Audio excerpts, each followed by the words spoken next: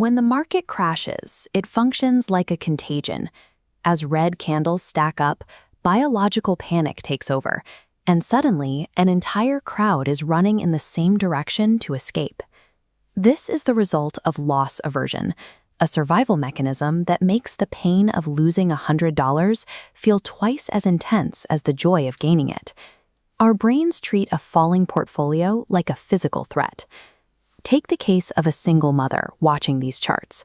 She's already balancing a tight budget, and now the news tells her that her modest savings are evaporating in real time. Her peers are cashing out, and her own instincts are screaming at her to hoard every cent she has left. To the human brain, staying invested feels like staying in a burning building, but exiting during a crash turns a temporary dip on a screen into a permanent loss in her bank account. At this moment, her biology is working against her financial recovery. If we move past the panic of the present, the history of global markets reveals a cycle that the fearful rarely see. This chart tracks decades of market movement. The steepest recoveries, the periods where the largest gains are made, originate specifically from these lowest valley floors. This creates a paradox. The mathematical point of greatest opportunity is the exact moment when most people are too afraid to move. While the middle class stays sidelined, institutional investors use this fear to accumulate assets at a discount, knowing that the recovery is mathematically likely to follow the panic. Amidst the noise, she stopped to look at who was buying. She realized that while she was being told to run, the wealthiest institutions were doing the opposite. She decided to perform a behavioral pivot. She needed a way to act that didn't trigger her brain's fight-or-flight response. Putting her entire rent check into a falling market would be reckless. The stakes were too high for her to think clearly. Instead, she committed exactly $10.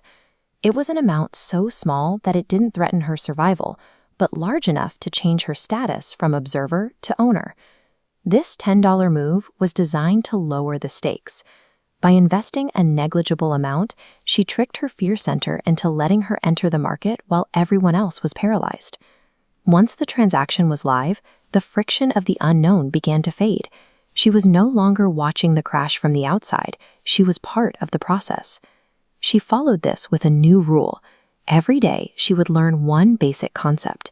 She started with what is an index fund and moved on to how does a dividend work. This created a cycle. The $10 investment gave her a reason to learn. The learning demystified the market, which in turn made her less afraid to continue. Month after month, while the headlines stayed dark, she continued these micro deposits. She was building a portfolio while the assets were still on sale. By pairing small actions with daily education, she replaced her anxiety with a repeatable system.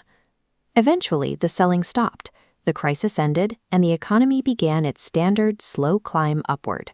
As shown on this recovery axis, the market began to regain its lost ground. Because she had been buying throughout the bottom, her small deposits began to compound. She was profiting from the recovery of every share she bought during the panic. She was no longer the person who looked at a red chart and felt a physical need to hide. She had become an active participant in her own financial future. She had moved from a state of reactive fear to a state of deliberate process. The rising account balance was simply the mathematical reflection of that change. Building wealth is often less about the size of the initial check and more about the ability to remain rational when the crowd is not. Her strategy showed that even minimal funds, when deployed consistently, capture the recovery that those waiting for certainty always miss. The next market cycle is inevitable. At some point, the clouds will gather again, and the headlines will return to a state of panic. When that moment arrives, you will have to decide if you are going to follow the herd into the exit. You can let the fear lock you out of the recovery, or you can find your own version of the $10 override.